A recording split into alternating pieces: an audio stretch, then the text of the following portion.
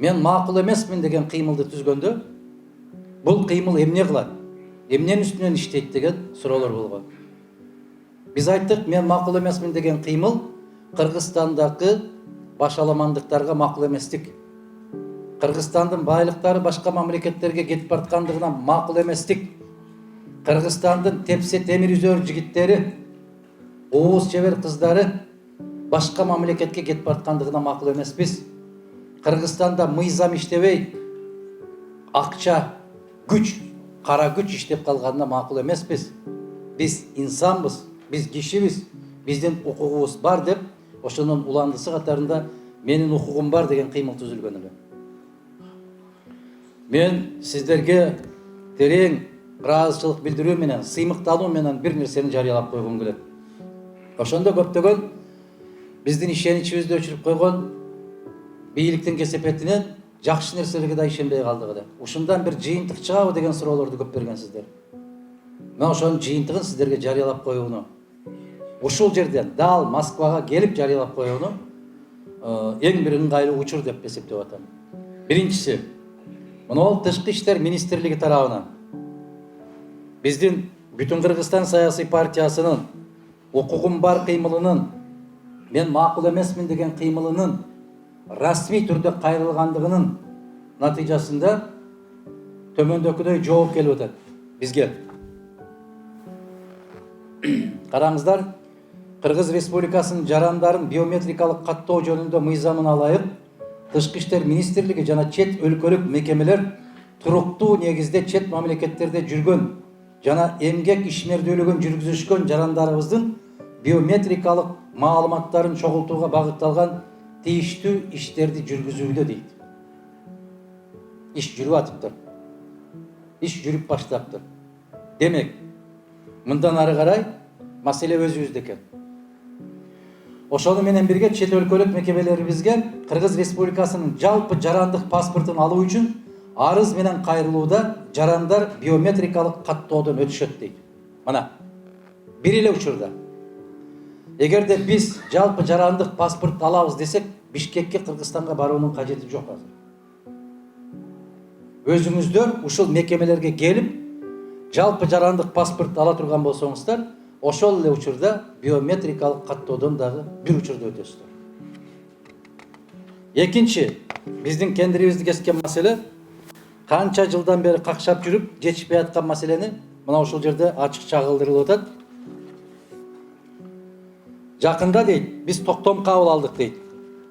25 ноябрда 632 токтом кабыл алдык. Анда Кыргыз Республикасынын жарандарын консулдук эсеп автоматташтырылган маалыматтык системасын пайдалануу жана консулдук эсепке алуу, консулдук эсептен чыгаруу тартиби жөнүндө жобону бекитүү тууралуу жөнүндө токтом кабыл алдык дейт. Демек, бул деген биздин өзүбүздүн телефон менен үйдө олтуруп алып, тийиштүү баракчага кирип, ошол жерден консулдук каттоодон өтүп койсоңуздар болот деген сөз. Биз 2017, 2016, 2015 жылдары дал ушул маселелерди коюп, кайра көтөрүп келгенбиз. Мына жерде аксакалдар отурушат. Ошондо эмне дедик эле биз? Жиберген акчабыз адал, биздин добушубуз арамбы деген маселе койгонбуз, туурабы? Эсиңиздерде барбы?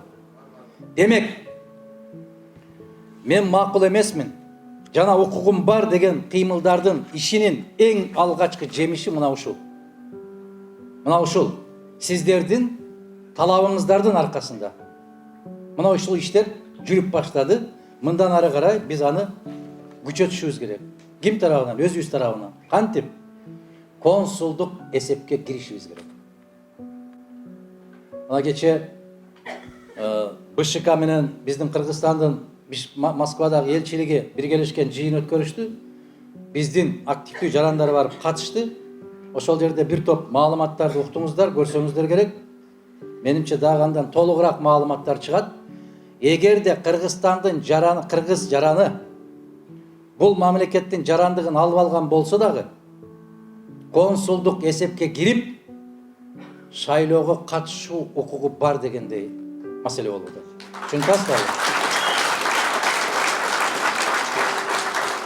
Себеп Bizde эки мамлекеттин ортосунда кош жарандуулук жөнүндө келишим жок. Сиздер баары бир ошол киндик каныбыз тамган жападан жалгыз мамлекетибиздин жараны болуп эсептелесиздер. Мен бир канча жолу баса белгилеп айтканмын. Африкада жүргөн кыргыздын дагы чөнтөгүндө кыргыз паспорту болуусу керек деп. Мына ошонун биринчи кадамдары ушул. Эми маселе өзүбүздө калды. Канчалык даражада ушул укугубузду колдонобуз? Мен өткөн жылы келгенде ушул суроону бергенсиздер. Ушул укукту алып бересизби деп. Биз аракет кылабыз. Башынан аракет кылып келатабыз. Укукту алып беребиз. Бирок эми сиз ошол укугуңуздан пайдалангыңыз келеби? Эми маселе өзүбүздө калды. Кандай кылабыз? Эми өзүбүздүн эркибизде, өзүбүздүн аракетибизге жараша. Дагы мындан ары карай жогоруда аталган токтом чет мамлекеттердин аймагында жүргөн жарандарыбыздын консулдук эсепке туруу жана консулдук эсептен чыгуу жол жоболоруна тийиштүү иш-чараларын дистанттык. Бул деген аралыкта деген сөз. Ага таң калбаш керек да, бул расмий министрдин жообу. Дистанттык деген бул алыскы аралыктан туруп, дистанттык негизде жана акысыз түрдө жүргүзүүгө багытталган дейт. Көрдүңүздөрбү? Акча талап кылбайт, бир нерсе сурабайт, тек гана тийиштүү жерге кирип, биз баягы электрондук каттоону жүргүзүп баштадык эле, аябай көптөгөн суроолор келип баштады. Кире албай атам, ача албай атам, кантип катталам? Анан мен могул жердеги жигиттерге, кыздарга кайрылдым. 3-4 катталган кишилерди видео сабак кылып өткөрүп коюңуздарчы деп. Кантип катталыш керек экен? Жөнөкөй эле бир эле кнопка менен каттала турган нерсеге кайра сурашат да. Кантип катталам деп. Бир канча операция менен баягы YouTube'тун бир балекеттерине, кычыктарына кирип кетет дагы, а бул жерден кире албай атат да. Мен ушуга аябай таң калдым мен. Жөнөкөйлөштүрүлгөн нерсеге. Эми урматтуу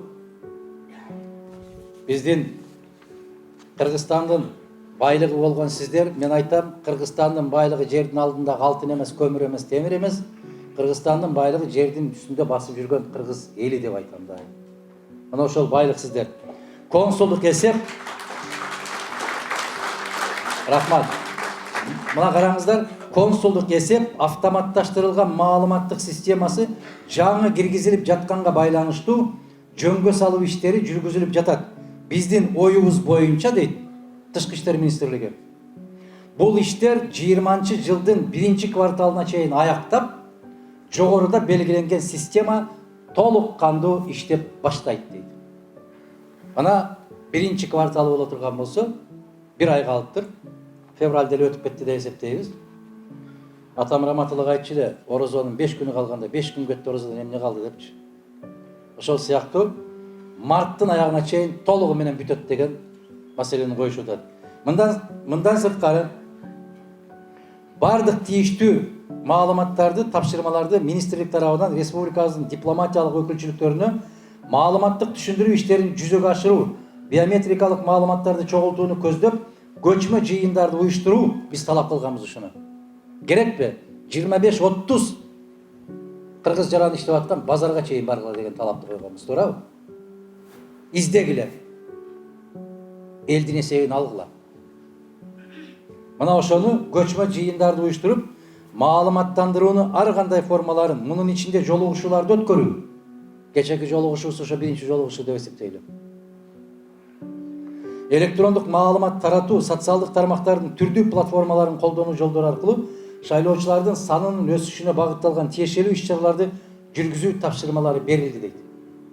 Мындан дагы сырткары Тышкы иштер министрлигинин демилгеси менен дейт, Италия республикасында, Франция республикасында, Кыргыз республикасынын элчиликтерин, ал эми Якутск, Иркутск, Южно-Сахалинск жана Сургут шаарларында Кыргыз республикасынын Россия Федерациясындагы элчилигинин кеңселерин уюштуруу боюнча маселелер иштелип чыккан дейт. Мына урматтуу агайлар, эжекелер, карындаштар, инилер, монол мен макул эмесмин деген кыймылдын биринчи түшүмү ушул. Менин укугум бар. Менин укугум бар деген кыймылдын алгачкы түшүмү ушул. Макулсуздарбы? Муну парламентте отурган бир да партия көтөргөн эмес. Парламентте жок, парламентке киргизбей койгон бүтүн Кыргызстан партиясынын 5 жылдан бери, керекпи 10 жылдан бери какшап келаткан сөзү ушул.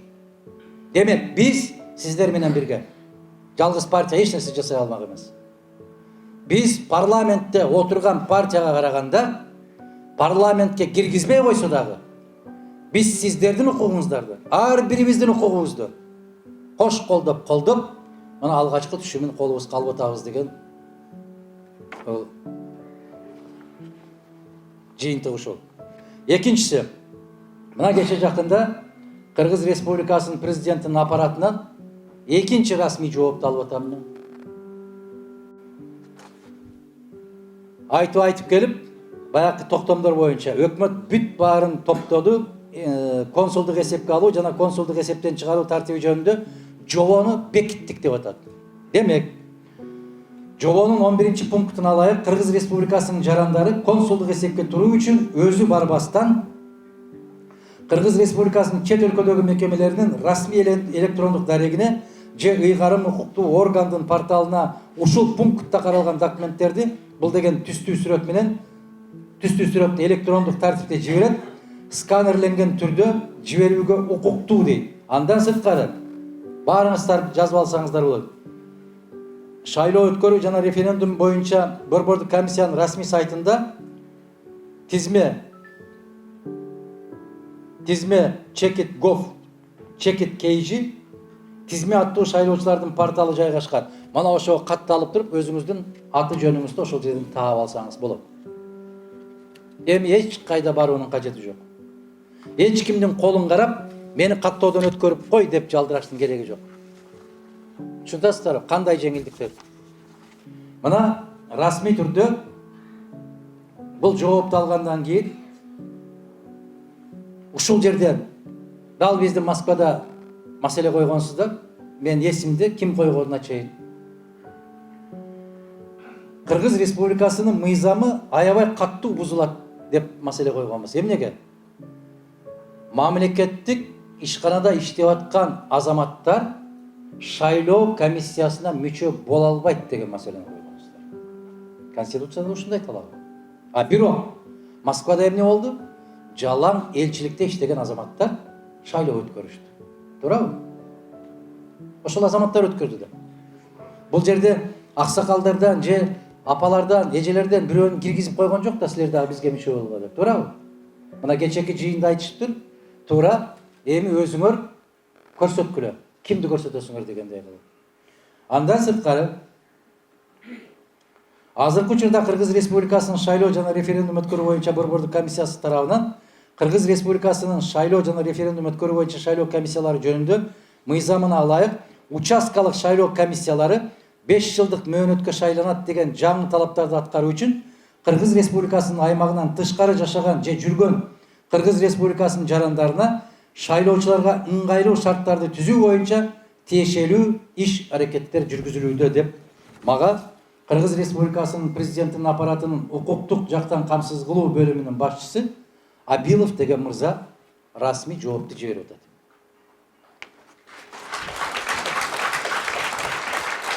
Мен ушул жаңылыктарды окуу менен баштадым. Эмнеге?